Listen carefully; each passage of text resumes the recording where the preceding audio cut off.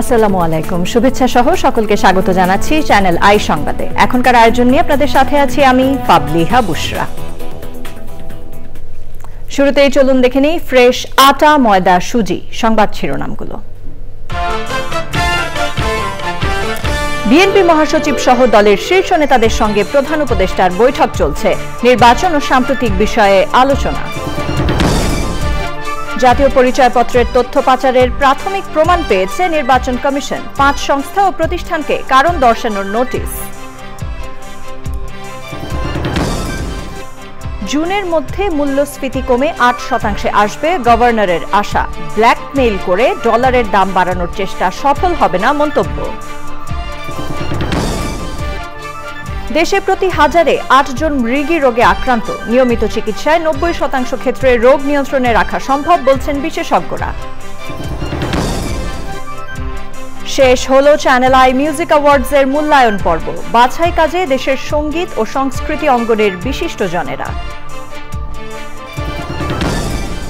এবং বিপন্ন বাস্তুতন্ত্র পুনরুদ্ধারে আইনের কঠোর প্রয়োগের তাগিদ। নিরাপদ ভবিষ্যৎ বিনির্মাণে তরুণদের অংশগ্রহণের আহ্বান।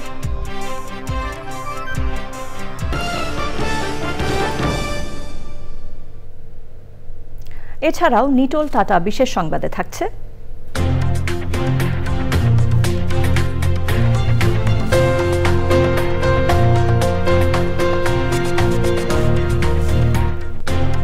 চাঁদপুরে তারুণ্যের উৎসব ঘিরে বইমেলা ও জুলাই স্মৃতি কর্নার উদ্বোধনের খবর।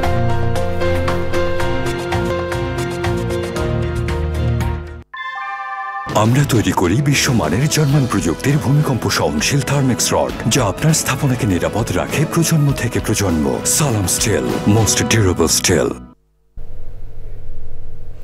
সংবাদ শিরোনামগুলো জানাচ্ছিলাম। এখনকার সংবাদ আয়োজন একই সঙ্গে চ্যানেল আই এর ইউটিউব চ্যানেল এবং চ্যানেল আই এর ওটিটি প্ল্যাটফর্ম আই স্ক্রিনে লাইভ স্ট্রিম হচ্ছে।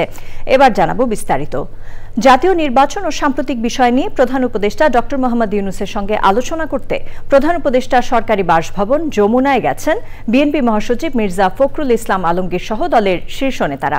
সেখানে আছেন চকর মালিথা। সরাসরি যাচ্ছি তার কাছে। চকর, বৈঠকের বিষয়ে আপনার কাছে কি তথ্য আছে?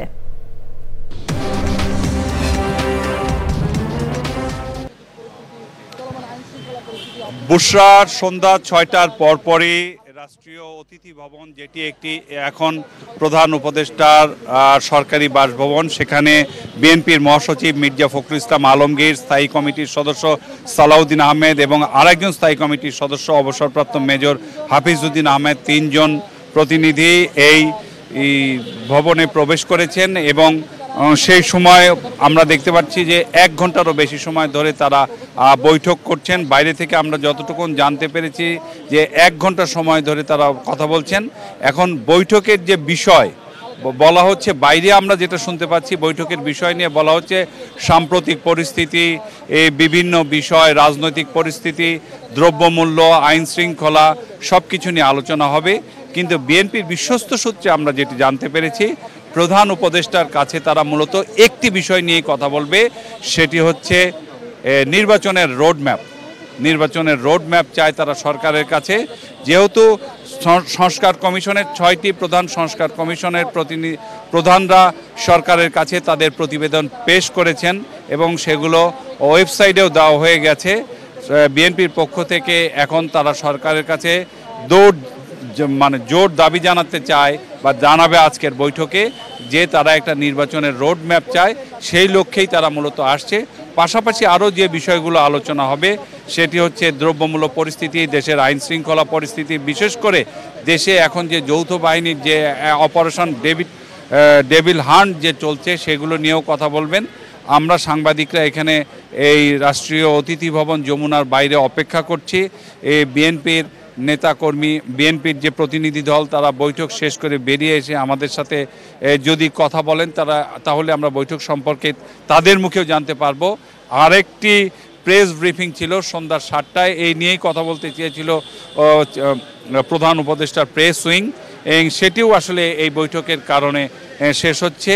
2টি প্রেস ব্রিফিংয়ের পরে আমরা আসলে বৈঠক সম্পর্কে পুরোপুরি এবং বিস্তারিত জানতে পারবো এবং দর্শকদেরকে সে বিষয়ে জানাতে পারবো। বুশরা। জি চকর, ধন্যবাদ আপনাকে। আমরা পরবর্তীতে আপনার সাথে আবার যোগাযোগ করব। প্রধান উপদেষ্টা ডক্টর মোহাম্মদ ইউনূস বলেছেন, জুলাই গণ অভ্যুত্থানে অপরাধীদের অবশ্যই বিচার করতে হবে। অভ্যুত্থানে শহীদদের পরিবার ও আহতদের সঙ্গে সাক্ষাৎ অনুষ্ঠানে তিনি বলেন, নতুন বাংলাদেশ বিনির্মাণে যারা বাধা দেবে তাদের আইনের আওতায় আনা ছাড়া বিকল্প নেই। চকর মালিথার একটি রিপোর্ট। যাদের কারণে আজকের এই নতুন বাংলাদেশ, সেই জুলাই গণ অভ্যুত্থানের শহীদদের পরিবার ও আহতদের সঙ্গে প্রধান উপদেষ্টা অধ্যাপক মোহাম্মদ ইউনূসের সাক্ষাৎ অনুষ্ঠান। সবার প্রতি শ্রদ্ধা জানিয়ে প্রধান উপদেষ্টা বলেন, শহীদ ও আহতরা নতুন বাংলাদেশের স্রষ্টা। আপনি ইতিহাসের স্রষ্টা। আপনার ছেলে, আপনার সন্তান, আপনার ভাই, আপনি নিজে যিনি আহত হয়েছেন, যারা এখানে আসছেন, তারা ইতিহাসের স্রষ্টা। ইতিহাসের স্রষ্টাকে সাধারণ মাপকাঠি দিয়ে, টাকা পয়সা দিয়ে হয় না। যে জাতি ইতিহাসকে স্মরণ করতে পারে না, সে জাতির ভবিষ্যৎ নেই। আপনারা হলেন সেই জ্বলন্ত, জীবন্ত। জুলাই গণ অভ্যুত্থানে বিরোধিতাকারীদের নিয়ে কথা বলেন তিনি। কারণ তোমরা বলার সময় বলেছ যে আমাদের এখানে স্বৈরাচারী সরকারের লোক বসে আছে, আমাকে এই করছে। তারা চলে যায় নাই। তোমরা বলছো যে তারা সরকারে আছে, আমি তোমার গ্রামেও আছে। শুধু সরকারকে দেখি আমি চলে গেলাম, ওই সরকারে আছে, তারা কিছু করতে পারতেছে না। তোমার গ্রামে আছে, তুমি কিছু করতে পারছো? তুমি তো দুঃখ করতে এসছো আজকে। কাজে সেই তেজ আসতে হবে না, এদেরকে জায়গা দেবো না আমরা কোথাও। আমাকে তার ভয়ে আমার গ্রামে পথ চলতে হবে, এই বাংলাদেশ করলাম আমরা। যদি বল তারা সে আমারে পিটবে, আমি পিটবো, এটা এই পিটাপিটির শেষ কোনোদিন হবে না।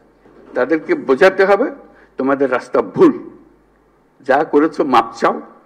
তোমরা বিচারের কথা বলেছো অনেক সময়, বিচার তো হবে, বিচারের কাজ সরকারের দায়িত্ব বিচার করা। অভ্যুত্থান পরবর্তী একতা ধরে রেখে সবাইকে ভবিষ্যতের জন্য প্রস্তুত থাকার আহ্বান জানান প্রধান উপদেষ্টা। চকর মালিথা, চ্যানেল আই, ঢাকা। জাতীয় পরিচয়পত্র সেবা গ্রহণকারী অর্থ মন্ত্রণালয়ের আইবাস এবং স্বাস্থ্য অধিদপ্তর সহ 5 প্রতিষ্ঠানকে তথ্য পাচারের অভিযোগে শোকজ করা হয়েছে বলে জানিয়েছে নির্বাচন কমিশন। ওই 5 প্রতিষ্ঠানের বিরুদ্ধে প্রাথমিক তদন্তে প্রমাণ পাওয়া গেছে জানিয়ে কমিশনের সিনিয়র সচিব মোহাম্মদ আক্তার আহমেদ সাংবাদিকদের বলেছেন, তথ্য পাচারের ঘটনা ইচ্ছাকৃত কিনা তার প্রমাণ পেলেই ব্যবস্থা নেওয়া হবে। নাজিব বেগের রিপোর্ট। নির্বাচন কমিশন থেকে জাতীয় পরিচয়পত্রের তথ্য উপাত্ত সেবা নেয় সরকারি বেসরকারি 180টির বেশি প্রতিষ্ঠান। শর্ত ভেঙে জাতীয় পরিচয়পত্র তথ্য হস্তান্তর করার অভিযোগে গত ডিসেম্বরে বাংলাদেশ কম্পিউটার কাউন্সিলের সঙ্গে চুক্তি বাতিল করে নির্বাচন কমিশন। এনআইডি তথ্য পাচারের অভিযোগে সজীব ওয়াজেদ জয় ও সাবেক প্রতিমন্ত্রী জোনায়েদ আহমদ পলক সহ 19 জনের বিরুদ্ধে কাফরুল থানায় মামলা হয়েছে গত 8 অক্টোবর। নির্বাচন কমিশনে এনআইডি যাচাই সেবা গ্রহণকারীদের সাথে মতবিনিময় শেষে ইসির সিনিয়র সচিব জানান, আরও 5টি প্রতিষ্ঠানের বিরুদ্ধে তথ্য পাচারের প্রাথমিক প্রমাণ পাওয়া গেছে। অভিযুক্ত প্রতিষ্ঠানগুলো হল স্বাস্থ্য অধিদপ্তর, মহিলা বিষয়ক অধিদপ্তর, অর্থ মন্ত্রণালয়ের আইবাস, চট্টগ্রাম বন্দর কর্তৃপক্ষ এবং ইউসিবি ব্যাংকের উপায়। দেখা যাচ্ছে যে আমাদের অগোচরেই, আমি বলবো অগোচরেই, এই তথ্য যাদের কাছে দিচ্ছি তার থেকে তথ্য অন্য অনাকাঙ্ক্ষিত ব্যক্তি বা প্রতিষ্ঠান তথ্যটা নিচ্ছেন, যেটা কাম্য না। তিনি বলেন, যদি কেউ ইচ্ছে করে তথ্য পাচার করে থাকে তাহলে তা শাস্তিযোগ্য অপরাধ। Error of omission and error of commission দুটো জিনিস আছে। কেউ যদি কমিট করে থেকে থাকেন তথ্য পাচারের ক্ষেত্রে, তাহলে দ্যাট ইজ এ ক্রাইম। আর আমার মানে অসাবধানতার কারণে যদি নিয়ে থাকে, তাহলে আমাকে আর সাবধান হতে হবে। তথ্য ব্যবহারে সবাইকে সচেতন থাকার আহ্বান জানিয়েছেন নির্বাচন কমিশনের সিনিয়র সচিব। নাজিব বেগ, চ্যানেল আই, ঢাকা। পিলখানায় হত্যাযজ্ঞের ঘটনায় দায়ের বিস্ফোরক আইনের মামলায় আদালতে সাক্ষ্য দিয়েছেন মেজর হাসানুদ্দৌলা। রাষ্ট্রপক্ষের আইনজীবী জানিয়েছেন, প্রত্যক্ষদর্শী সাক্ষীদের অনেকেই তাদের সাক্ষ্য বিস্ফোরক ঘটনায় জড়িতদের নাম পরিচয় জানিয়েছেন। এনামুল কবির রূপমের রিপোর্ট। পিলখানায় হত্যার ঘটনায় বিচারের জন্য ঢাকার কেন্দ্রীয় কারাগারে স্থাপিত বিশেষ জজ আদালতের বিচারক ইব্রাহিম মিয়া এজলাসে এলে দিনের কার্যসূচির শুরুতে আদালতে সাক্ষ্য দেন মেজর হাসানুদ্দৌলা। সে সময় কাশিমপুর কারাগার থেকে 50 জন ও কেন্দ্রীয় কারাগার থেকে আদালতে হাজির করা হয় 65 জনকে। তাদের জামিনে মুক্তি চান আইনজীবীরা। বিজ্ঞ আদালত এই জামিনের বিষয়টা পরবর্তীতে রেকর্ড দেখে পর্যালোচনা করে সিদ্ধান্ত নেবেন। 285 জন সাক্ষীদের অনেকেই এই আসামিদের যারা জামিন চেয়েছেন তাদের নাম বলেছেন। অভিযোগ করতে হবে যে আমি বিস্ফোরণ ঘটিয়েছি, অভিযোগ করতে হবে যে তিনি আমার কাছ থেকে সেটা উদ্ধার হয়েছে, অথবা বলতে হবে যে আমি এরকম কোনো বিস্ফোরক দ্রব্য আমার হেফাজতে রেখেছি। এরকম 284 জনের মধ্যে কোনো সাক্ষী এখন পর্যন্ত মাননীয় আদালতে কোনো আসামির বিরুদ্ধে কোনো অভিযোগ করেননি। যে হারে সাক্ষ্য নেওয়া হচ্ছে, এই হারে যদি সাক্ষী নেওয়া হয় আরও 16 বছর লাগবে এই মামলাটি শেষ হতে। অতএব কারণে এই যে লং কাস্টডি, এই যে দীর্ঘদিন যাবৎ বিনা বিচারে আসামিগুলো জেল হাজতে আছে, এইটাই জামিনের অন্যতম প্রধান কারণ। 3 ধারায় সর্বোচ্চ মৃত্যুদণ্ড আছে, কাজেই 3 ধারা অভিযোগ যদি কারো বিরুদ্ধে আসে প্রমাণিত হয় তাহলে তার শাস্তি মৃত্যুদণ্ড। অতএব আপনার এখানে 15-16 বছর তো যেটা প্রিলিমিনারি দেখেন সেইটা তার ক্ষেত্রে প্রযোজ্য হচ্ছে না। বিডিআর জওয়ানদের জামিনে মুক্তির দাবিতে এ সময় কারাগারের প্রধান গেটে বিক্ষোভ দেখায় তাদের স্বজনরা। Enamul Kabir Rupam, channel I, Dhaka. পরিবেশ সহ রাষ্ট্রের সব খাতে সংস্কার জরুরি বলেছেন পরিবেশ, বন ও জলবায়ু পরিবর্তন বিষয়ক উপদেষ্টা সৈয়দা রিজওয়ানা হাসান। রাজধানীর সিরডাপ মিলনায়তনে Bangladesh legal aid and services trust আয়োজিত নাগরিক সংলাপে রাষ্ট্র সংস্কারকে সময় সাপেক্ষ এবং চ্যালেঞ্জিং কাজ উল্লেখ করে সবার সহযোগিতার আহ্বান জানান তিনি। বিভিন্ন খাতে থাকা বিস্তর অভিযোগ রাতারাতি সমাধান সম্ভব নয় বলেও জানান তিনি। পরিচ্ছন্ন বাংলাদেশ গড়তে সম্মিলিত উদ্যোগে গুরুত্ব আরোপ করেন পরিবেশ উপদেষ্টা। পরিবেশ প্রশাসন নিয়ে বিস্তর অভিযোগ, পানি প্রশাসন নিয়ে বিস্তর অভিযোগ। এখন আপনি যদি একটা দেড় বছর 1.5-2 বছরের সরকারকে 53 বছরের প্রগাঢ় হয়ে যাওয়া সমস্যার সমাধান করে দিতে বলেন, সেটা একটু বেশি চাওয়া হয়ে যাবে, কিন্তু চাওয়াটা বেশি না। এই চাওয়াটাই যৌক্তিক। সংস্কার যখন আমরা চাই এবং অর্থবহ সংস্কার আমরা চাই, আমরা যেন মনে রাখি যে এটা কেবলমাত্র কাগজে কলমে আইন করে দেওয়ার বিষয় না, এটা চর্চারও বিষয়, এটা মনোজগতের পরিবর্তনেরও বিষয়।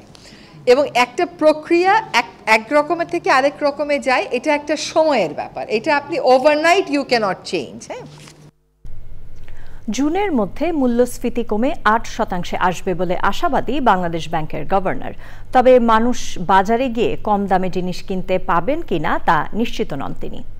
গভর্নর বলেছেন, ডলারের জন্য ভিক্ষার থালা হাতে নেয়ার মতো অবস্থায় নেই বাংলাদেশ, তাই ব্ল্যাকমেইল করে দাম বাড়ানোর চেষ্টা সফল হবে না বলে সাফ জানিয়ে দিলেন গভর্নর। রিজওয়ান আবাজের রিপোর্ট। গভর্নর হয়ে চলতি অর্থবছরের শেষ মুদ্রানীতি ঘোষণা করলেন ডক্টর আহসান এইস মনসুর। রাজনৈতিক অস্থিরতার কঠিন সময়ে বিনিয়োগ খরা কাটাতে নীতি সুধার কমানোর দাবি থাকলেও তা 10%ই রাখা হয়েছে। বেসরকারি খাতে ঋণের প্রবৃদ্ধিও 9.8%ই অপরিবর্তিত থাকলো। এমনকি পুরো মুদ্রানীতিতে কর্মসংস্থান সৃষ্টি একেবারেই মনোযোগ পায়নি।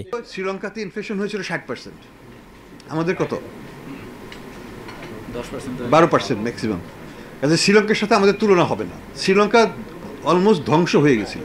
মূল্যস্ফীতি কমাতে সম্ভাব্য সব অস্ত্র প্রয়োগ করা হয়েছে, ফল মিলবে, তবে ধৈর্য রাখতে হবে। রপ্তানি এবং প্রবাসী আয় দিয়ে চলতি হিসাব এবং আর্থিক হিসাব দুটোই সামাল দেওয়া গেছে। ডলারের দামও আপাতত আর বাড়ছে না বলে আত্মবিশ্বাসী গভর্নর। তাদের হচ্ছে যে আমরা যে দাম চাইবো সেটাই বাজার দর না, তারা যে দাম বলবে সেটা বাজার দর নয়, আমরা যে দাম বলবো সেটাই বাজার দর। এক্সচেঞ্জের পলিসি ফিক্স করার দায়িত্ব কার? বাংলাদেশ ব্যাংকের না এই এক্সচেঞ্জ এগ্রিগেটরদের? আমি বলবো এগ্রিগেটার্স আর ম্যানিপুলেটার্স।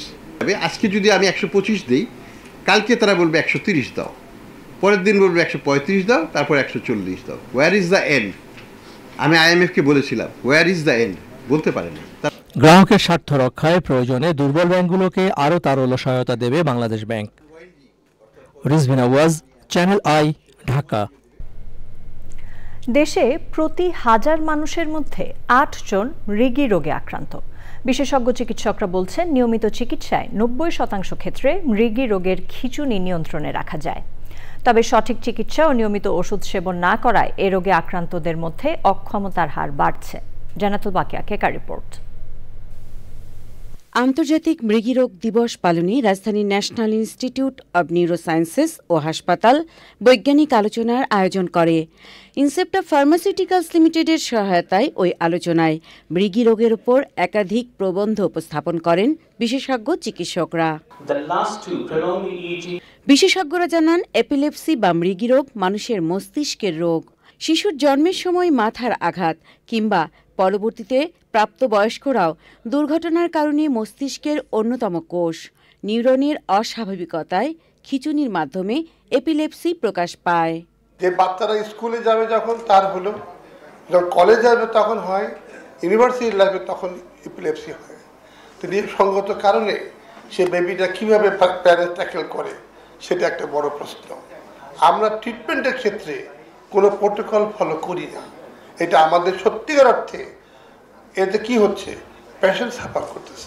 আলোচনায় বিশেষজ্ঞ চিকিৎসকরা বলেন, সময়মতো মৃগীরোগ শনাক্ত করে চিকিৎসায় সুফল মেলে। ডাক্তারি যারা ওষুধ লিখি, এইটা আমাদের একটু খেয়াল করে লিখতে হবে। যার দরকার নেই তাকে দেই, যার দরকার একটা তাকে 3টা দেই, অল্প অল্প করে লিখে 3টা বাড়াই, কিন্তু everything goes to the patient as a cost of money and risk of the patient for suffering. বিশেষজ্ঞরা বলছেন, চোখের ঝাপসা দেখা, কখনো স্মরণশক্তির সমস্যা এবং হঠাৎ শূন্য অনুভব হবার মতো বিভিন্নভাবে মৃগীরোগ বা এপিলেপসির বহিঃপ্রকাশ ঘটতে পারে। রোগটি সম্পর্কে জনসাধারণকে সচেতন করতে সকালে বর্ণাঢ্য র্যালি বের করা হয়। জান্নাতুল বাকিয়া কেকা, চ্যানেল আই, ঢাকা। সঙ্গীতের সব শাখায় সেরা শিল্পীদের তুলে আনতে আবারও আসছে চ্যানেল আই মিউজিক অ্যাওয়ার্ডস। দক্ষিণ পূর্ব এশিয়ায় সঙ্গীতের সবচেয়ে বড় এই অ্যাওয়ার্ড অনুষ্ঠানের মূল্যায়ন পর্ব শেষ হয়েছে। বিচার কাজে ছিলেন দেশের সঙ্গীত ও সংস্কৃতি অঙ্গনের বিশিষ্টজনেরা। পরাগ আজিমের রিপোর্ট। সুর ও সঙ্গীতের উৎকর্ষ সাধন ও সুস্থধারার সঙ্গীতকে এগিয়ে নিতে 2004 সালে শুরু হয় চ্যানেল আই মিউজিক অ্যাওয়ার্ডস। পরে এই আয়োজন পরিচিতি পায় দক্ষিণ পূর্ব এশিয়ার সঙ্গীতের সবচেয়ে বড় অ্যাওয়ার্ড শো হিসেবে। 19তম আসরের জন্য জমা হওয়া সেরা গানগুলো বাছাই করতে 6ই ফেব্রুয়ারি শুরু হয় বাছাই প্রক্রিয়া। সত্যি আশার আলো জাগে যখন এত সুন্দর সুন্দর কণ্ঠ আসছে এবং তারা অত্যন্ত মনোযোগী হয়ে এই গানগুলো রেকর্ড করে তবে পাঠাচ্ছেন। এই উপমহাদেশে এত বড় আয়োজন আর হয়েছে কিনা আমার জানা নেই। শুধুমাত্র একটি ধারায় নয়, সঙ্গীতের সকল ধারায় নতুন আগমনের বার্তা, আর এর সাথে আমরা জড়িত আছি। বিশেষ করে আমি আমার আনন্দকে সবার সামনে বেটে দিতে চাই, সকলেই যাতে এর সাথে মিলিত হয়ে এ আনন্দকে ভাগ করে নিতে পারি। তো এ পর্যন্ত যা শুনলাম সত্যি আশা জাগানোর মতো।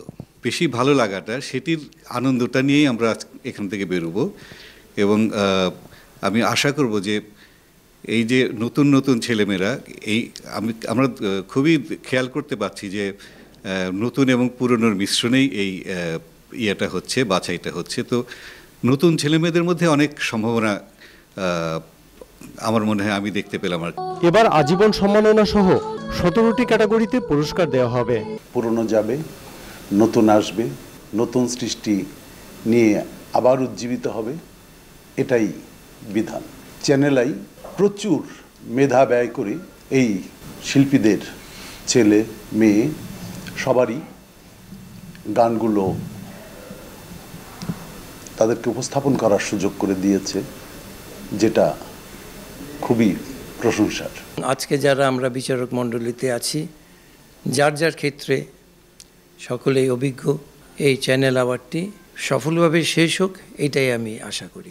জমজমাট আয়োজনের মধ্য দিয়ে শিগগিরই চ্যানেল আই মিউজিক অ্যাওয়ার্ডস 2024-এর চূড়ান্ত পর্দা উন্মোচন করা হবে। পরাগ আজিম, চ্যানেল আই, ঢাকা। দখল, দূষণ রোধ ও বিপন্ন বাস্তুতন্ত্র পুনরুদ্ধারে এখনই নীতি নির্ধারণী পর্যায়ে যথাযথ পদক্ষেপ ও আইনের কঠোর প্রয়োগ বাধ্যতামূলক বলেছেন প্রকৃতি বন্ধু বীর মুক্তিযোদ্ধা মুকিত মজুমদার বাবু। গাজীপুরের মাওনায় নিভৃত গ্রাম চকপাড়ায় নদী, প্রকৃতি ও পরিবেশ নিয়ে পাঠচক্র ও আলোচনায় জাতীয় পাঠ্যক্রমে পরিবেশ শিক্ষা যুক্ত করার পাশাপাশি সার্বিক সচেতনতা ও পারিবারিক উদ্যোগে জোর দেন তিনি। নিরাপদ ভবিষ্যৎ বিনির্মাণে ইতিবাচক পরিবর্তনে তরুণদের অংশগ্রহণে জোর দেন বক্তারা। আলিম আল রাজের রিপোর্ট। ধ্বংসের দ্বারপ্রান্তে থাকা সভ্যতা রক্ষায় কোনো পদক্ষেপই যখন যথেষ্ট নয়, তখন নিরাপদ ধরিত্রী বিনির্মাণ অভিযাত্রা সংহত করতে দেশের ভবিষ্যৎ নাগরিক শিশুদের আরও সম্পৃক্ত করতেই আলোচনা ও উদ্যোগ। বৃক্ষরোপণে শুরু হয় দিনের কর্মসূচি। নদী, প্রকৃতি ও পরিবেশ নিয়ে পাঠচক্র ও আলোচনার পাশাপাশি ছিল নানা আয়োজন। শিক্ষার্থীদের আবৃত্তি, কুইজ প্রতিযোগিতা আর পুঁথিপাঠ যোগ করে ভিন্ন মাত্রা। গাজীপুরে আছে শালবন, গাজীপুরের বাতাসেতে জুড়ায় দেহ মন। নিজেদের পরিবেশ ভাবনায় পরিবেশ সংরক্ষণের বার্তা ভবিষ্যৎ নাগরিকদের। বুকে হাত দিয়ে বলতে পারি এইখানে যতগুলো শিক্ষার্থী আছে তারা কেউই নদী নিয়ে সুন্দর স্মৃতিচারণ করতে পারবে না। এর কারণ হচ্ছে যে আমাদের যে নদীগুলো ছিল সেগুলো দূষিত হয়ে গেছে কিংবা দখল হয়ে গেছে। শীতলক্ষা নদীটি গাজীপুরের অভ্যন্তরে, যে নদীটি আস্তে আস্তে এখন হুমকির মুখে পড়ে রয়েছে। বন ও নদ নদীগুলোকে যথাযথ সংরক্ষণ করার মাধ্যমে অতীতের ঐতিহ্য আবার ফিরিয়ে আনতে হবে। এক সময়ের প্রবহমান নদীগুলো আজ দূষণে জর্জরিত। সব রকম দূষণ প্রতিরোধ ও বিপন্ন বাস্তুতন্ত্র পুনরুদ্ধারে আপোষহীনতায় জোর দেন বক্তারা। ছোটবেলা থেকে একটি মানুষ যদি প্রকৃতির কাছাকাছি বড় না হয় তাহলে হঠাৎ করে তার পক্ষে কোনো কিছুর প্রেম নিয়ে এগুলো সম্ভব নয়। আমাদের এই প্রজন্মকে যদি এগিয়ে আসে এই নদী রক্ষা, প্রকৃতি রক্ষা, তাহলে দেখা গেছে যে আমরা আমাদের সুন্দর একটা ভবিষ্যৎ পাবো। আমাদের শিক্ষায়, আমাদের স্বাস্থ্য ভাবনায়, আমাদের সমস্ত কিছুতে যখন এই মাটির উৎসকেন্দ্রিক ভাবনা তৈরি হবে, আমরা যে আবার সেই শিক্ষায় ফিরে যেতে পারি। এবং প্রকৃতির এই অবক্ষয় যদি চলতে থাকে, নদীর এই দূষণ যদি অব্যাহত থাকে, তাহলে খুব বেশি বাকি নেই যেদিন আমরা আর মিঠা পানির মাছ পাবো না। গ্রুপ ওয়ার্কটা করতে হবে, কর্মশালা করতে হবে, যাতে করে আমরা আমাদের একটা প্রার্থিত জায়গা আমরা পেয়ে যেতে পারি। পরিবেশবিদরা বলছেন সার্বিক সচেতনতা আর পরিবেশ শিক্ষাই না, নিরাপদ ভবিষ্যৎ বিনির্মাণে পরিবেশ প্রতিবেশ জীববৈচিত্র্য সংরক্ষণ নিশ্চিতে নিতে হবে কার্যকর পরিকল্পনা ও উদ্যোগ। মা, মাটি এবং মাতৃভূমিকে ভালোবাসতে হলে প্রকৃতিকে ভালোবাসতে হবে। এই তিনটা জিনিসকে যদি আমরা ভালো না বাসি, প্রকৃতিকে সাথে যদি ভালো না বাসি, এই তিনটা জিনিসকে ভালোবাসা যাবে না এবং এই তিনটা জিনিসের অস্তিত্ব আমাদের বিলীন হয়ে যাবে। আমাদের লড়াই করতে হবে আইনের শাসনের জন্য। যে মুক্তিযুদ্ধ করেছিলেন মুকিত মজুমদার বাবু, বৈষম্য বিরোধী এবং গণতন্ত্র বিরোধী যে সমাজে আমরা বাস করতাম, সেখানে আইনের শাসন, এখনো আমরা আইনের শাসন কায়েম করতে পারিনি। যত দূষণ, সব দূষণের পেছনে কিন্তু আমরাই দোষ দেওয়ার সময় কিন্তু আমরা দোষ দিচ্ছি আরেকজনকে। নানা ধরনের কর্মকাণ্ড হচ্ছে, তাতে কিন্তু হারিয়ে গেছে অনেক জীববৈচিত্র্য এখান থেকে। পাশাপাশি এখানে জলাশয়গুলো কিন্তু কলুষিত হয়ে গেছে। কারো কোনো কিন্তু ভ্রুক্ষেপ নেই এই ব্যাপারে। পরিবেশ প্রকৃতি যদি ভালো না থাকে, কিছুই ভালো থাকবে না। হতাশার মধ্যেও কিন্তু কাজ করে যেতে হবে। মানুষকে প্রথমে কিন্তু সচেতন করতে হবে, তারপরেই কিন্তু আইনের প্রয়োগ। আমাদের কারিকুলামে কিন্তু পরিবেশ প্রকৃতি নিয়ে তেমন জোর দেওয়া হয় না। আমাদের পরিবেশ প্রকৃতি নিয়ে কথা বলতে হবে, চুপ করে বসে থাকলে হবে না। আমাদের সবাইকে একসাথে হাতে হাত মিলিয়ে এগিয়ে আসতে হবে এই দেশটাকে ভালো রাখার জন্য, নিজেকে ভালো রাখার জন্য এবং ভবিষ্যৎ প্রজন্মকে ভালো রাখার জন্য। পড়ন্ত বেলায় বিশিষ্টজনদের সম্মাননার পাশাপাশি স্বীকৃতি জানানো হয় কুইজে অংশ নেওয়া 12টি প্রতিষ্ঠানের কৃতি শিক্ষার্থীদের। অনুষ্ঠানের আয়োজক পল্লী উন্নয়ন ভিত্তিক পাঠাগার পাঠ ইচ্ছা, বাংলাদেশ নদী পরিব্রাজক দল এবং প্রকৃতি ও জীবন ক্লাব। আলিমাল রাজি, চ্যানেল আই, গাজীপুর। এবার আমাদের বিশেষ আয়োজন ভাষার মাস ফেব্রুয়ারি।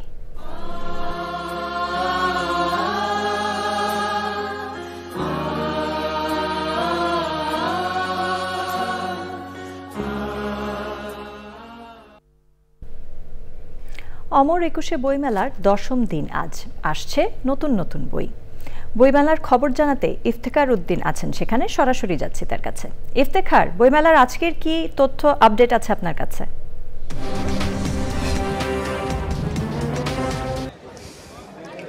বুশরা, আপনি যেমনটা বলছিলেন, অমর একুশে বইমেলার 10ম দিন আজ। এই পর্যন্ত নতুন প্রকাশিত বইয়ের সংখ্যা 750 ছাড়িয়েছে। একটি তথ্য আমি আমার দর্শকদের জন্য জানাতে চাই। অমর একুশে বইমেলার 128 নম্বর স্টলে সব্যসাচী প্রকাশনীতে বেশ কিছুক্ষণ আগে একটি অনাকাঙ্ক্ষিত ঘটনা ঘটেছে। একটি বই প্রকাশকের জের ধরে উত্তেজনা সৃষ্টি হয়েছে এবং সেখানকার যে প্রকাশক শতাব্দী ভব, তাকে পুলিশ হেফাজতে রাখা হয়েছে বইমেলার কন্ট্রোল রুমে। এর বাইরে কিছু উত্তেজিত বিক্ষুব্ধ জনতা ভিড় করছেন। আমরা এই বিষয়ে আসলে জানার চেষ্টা করছি বিস্তারিত, যে কি থেকে এই ঘটনার সূত্রপাত হলো। এছাড়া আমি আপনাদের যে তথ্যটা জানাই, আজকে বইমেলার পরিবেশ বেশ সুন্দর। আজকে অন্যান্য দিনের তুলনায় ধুলোবালি বেশ কম। যে বইগুলো আসছে তাদের মধ্যে বেশিরভাগই হলো কবিতার বই, আর বেশিরভাগই কবিতার বই থাকায় কবিতার বইগুলো যারা বের করছেন তাদের বেশিরভাগই হলো নতুন লেখক। তো এই পরিস্থিতি আসলে বইমেলা থেকে আমি আপনাদের জানাতে পারছি। বুশরা। ইফতেখার, ধন্যবাদ আপনাকে। প্রিয় দর্শক, আপনারা দেখছেন চ্যানেল আই সংবাদ। সময় হয়ে গেল একটি বিরতি নেবার। বিরতির পর অন্যান্য খবরের সাথে আরো জানিয়ে বিরতির পর সাথে থাকার জন্য ধন্যবাদ সবাইকে। যুক্তরাষ্ট্র থেকে আমদানি পণ্যের উপর চীনের পাল্টা শুল্ক আরোপ কার্যকর হতে যাচ্ছে আজ। এর মধ্য দিয়ে বিশ্বে অর্থনৈতিকভাবে শক্তিধর দুই দেশের মধ্যে বাণিজ্য যুদ্ধ আরও বাড়বে বলে মনে করছেন বিশেষজ্ঞরা। এদিকে আরও অনেকগুলো দেশের আমদানি করা পণ্যের উপর নতুন করে শুল্ক আরোপের ঘোষণা দিয়েছেন মার্কিন প্রেসিডেন্ট ডোনাল্ড ট্রাম্প। যুক্তরাষ্ট্র ৪ ফেব্রুয়ারি সব চীনা পণ্যের উপর অতিরিক্ত 10% শুল্ক কার্যকর করার পরই মার্কিন পণ্য আমদানিতে পাল্টা শুল্ক আরোপের ঘোষণা দেয় চীন। যুক্তরাষ্ট্রের কয়লা ও তরলীকৃত প্রাকৃতিক গ্যাসে 15% শুল্ক দিয়েছে চীন। এছাড়া মার্কিন অপরিশোধিত জ্বালানি তেল, কৃষি যন্ত্রপাতি ও বড় ইঞ্জিনের গাড়ির উপর শুল্ক আরোপ করা হয়েছে 10%। নিটোল টাটা বিশেষ সংবাদ।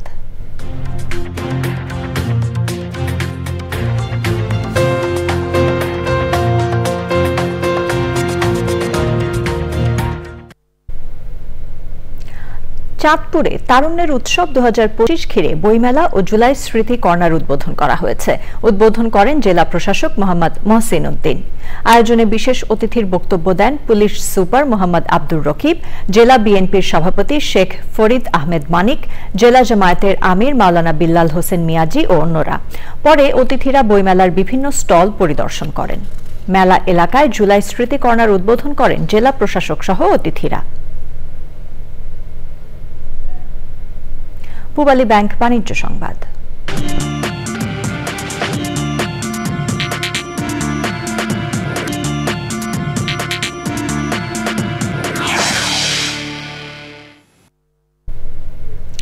চট্টগ্রাম এলিভেটেড এক্সপ্রেসওয়ের টোল সংগ্রহে দক্ষতা ও আর্থিক স্বচ্ছতা নিশ্চিত করতে চট্টগ্রাম উন্নয়ন কর্তৃপক্ষের সাথে ইস্টার্ন ব্যাংকের পার্টনারশিপ চুক্তি হয়েছে।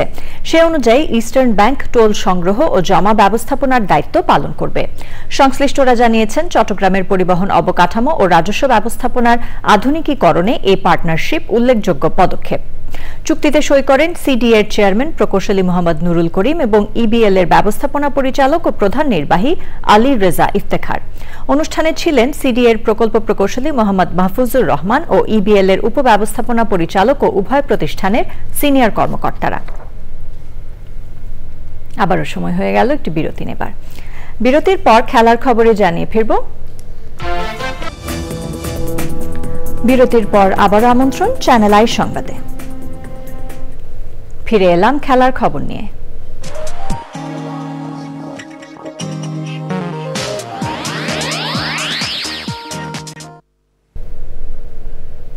প্রস্তুতি এবং অনুশীলন এই দুয়ের ঘাটতি নিয়ে আইসিসি চ্যাম্পিয়ন্স ট্রফিতে অংশ নিতে যাচ্ছে বাংলাদেশ ক্রিকেট দল। 50 ওভারের বৈশ্বিক আসরের আগে টি20 বিপিএল কখনো আদর্শ প্রস্তুতি হতে পারে না, জানিয়েছেন টাইগারদের হেড কোচ ফিল সিমন্স। এরই সাথে আয়োজনের শেষ পর্যায়ে আমরা, তবে যাবার আগে ফ্রেশ আটা, ময়দা, সুজি সংবাদ শিরোনামগুলো জানিয়ে দিচ্ছি আরো একবার। বিএনপি মহাসচিব সহ দলের শীর্ষ নেতাদের সঙ্গে প্রধান উপদেষ্টার বৈঠক চলছে। নির্বাচন ও সাম্প্রতিক বিষয়ে আলোচনা। জাতীয় পরিচয়পত্রের তথ্য পাচারের প্রাথমিক প্রমাণ পেয়েছে নির্বাচন কমিশন। 5 সংস্থা ও প্রতিষ্ঠানকে কারণ দর্শানোর নোটিশ।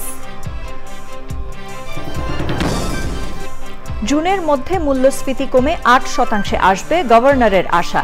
ব্ল্যাকমেইল করে ডলারের দাম বাড়ানোর চেষ্টা সফল হবে না, মন্তব্য। দেশে প্রতি হাজারে 8 জন মৃগী রোগে আক্রান্ত। নিয়মিত চিকিৎসায় 90% ক্ষেত্রে রোগ নিয়ন্ত্রণে রাখা সম্ভব, বলছেন বিশেষজ্ঞরা। শেষ হলো চ্যানেল আই মিউজিক অ্যাওয়ার্ডসের মূল্যায়ন পর্ব। বাছাই কাজে দেশের সঙ্গীত ও সংস্কৃতি অঙ্গনের বিশিষ্টজনেরা। এবং বিপন্ন বাস্তুতন্ত্র পুনরুদ্ধারে আইনের কঠোর প্রয়োগের তাগিদ। নিরাপদ ভবিষ্যৎ বিনির্মাণে তরুণদের অংশগ্রহণের আহ্বান।